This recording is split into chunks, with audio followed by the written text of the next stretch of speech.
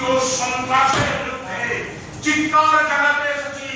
চিৎকার চিৎকার চিৎকার চিৎকার চিৎকার চিৎকার চিৎকার চিৎকার চিৎকার চিৎকার চিৎকার চিৎকার চিৎকার চিৎকার চিৎকার চিৎকার।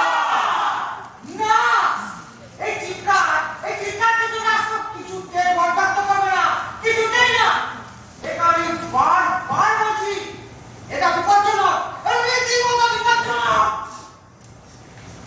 কি দরকার রাষ্ট্রে চলবে একবার ইউপিআই থেকে ফাঁসি দিলে না সারা জীবনে জেলে বসে জেলের পানি টানতে হবে। আপনি বরং এক কাজ করুন, জানেন, ওই অপন্থা আমাকে আপনার পারিবারিক ফিল্ম বানান, কোনো ঝুঁকি নেই, পরিষ্কার খেলে বেরিয়ে যাবে। বিবাহ বহির্ভূত অবৈধ সম্পর্কের ফল চিরকালের মতো পাবলিক আজও থাকছে ভালো থাকছে বরং আমি একটা কাজ করুন, ওই ভৌতিক গল্প বা ঘন্টা গল্পের সিনেমা বানান। এটা রাজি আজ বাড়তি মশাই পালনে ঢোকাবেন না, জেলার জ্বালায় ঘুরে মরবে।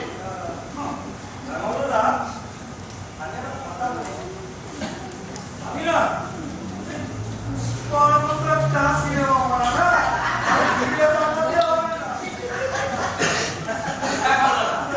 প্রশান্ত কিন্তু ব্রিলিয়ান্ট আইডিয়া দিয়েছে। আর দেরি করবেন না, এখন আদায় হচ্ছে, লেগে পর্যন্ত আয় করবে। একটু বাকি করবে না, দেখছেন বাকি করবে না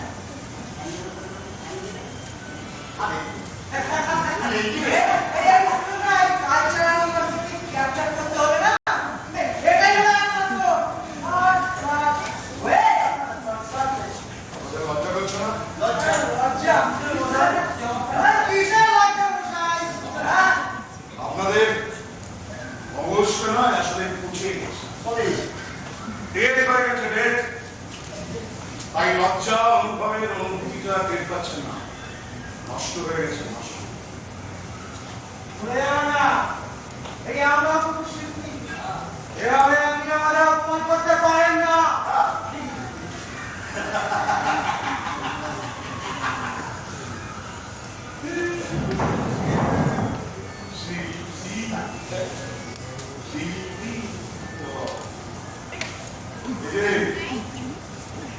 কবিতা লিখলেই যেমন কবি হওয়া যায়,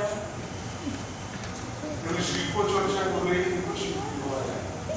হ্যাঁ, তাই তো কাঁচা বাদামকে আপনারা মান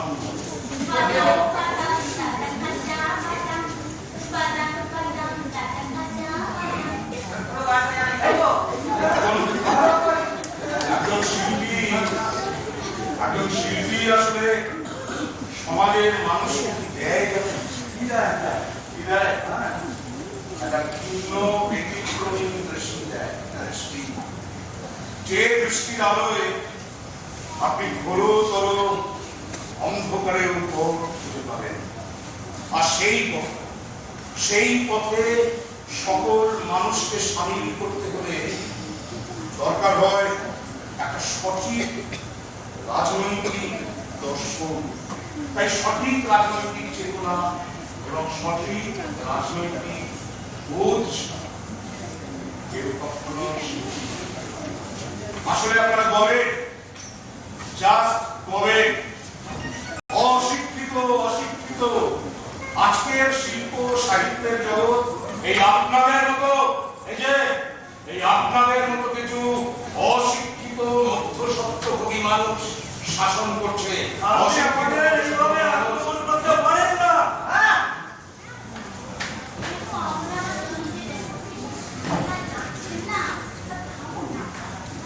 কি ব্যাপার দেখো, তোমার তো দেখি কোনো অপমানতা নেই।